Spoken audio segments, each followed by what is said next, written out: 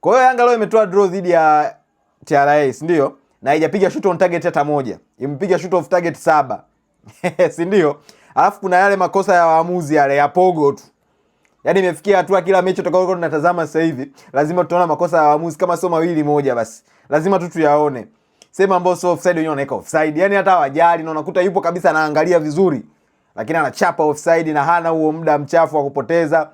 Kuna ile move ya TRA, mchezaji katokea nyuma vizuri tu, anaenda kumuona kipa Diara, yule mama kaweka offside bila hata kuwaza, yani hata hajafikiria mara mbili, kaichapa offside, kumbe sio offside, mchezaji katokea nyuma, si ndio? Yanga ikitoka sasa hivi inaenda Dodoma kwa ajili ya kukutana na Mtibwa. Imetoa draw na Simba, imetoa draw na Azam, imetoa draw na TRA, inaenda kukutana na Mtibwa. Na bado ni ugenini. Yanga ikisubaa msimu huu itaupoteza ubingwa kwa draw. Wachezaji wa Yanga wamekosa fitness. Yaani hawana fitness. Wanadondoka wenyewe ovyo. Sasa sijui ni kwa sababu ya ugumu wa ratiba, wanakutana na mechi ngumu mfululizo, inakuwaje kuaje. Hivi mnajua takwimu za mechi 13 za msimu uliopita na mechi 13 za msimu huu?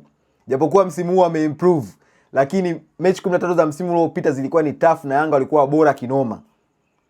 Kwenye mechi 13 za msimu uliopita, Yanga walikuwa na point 33.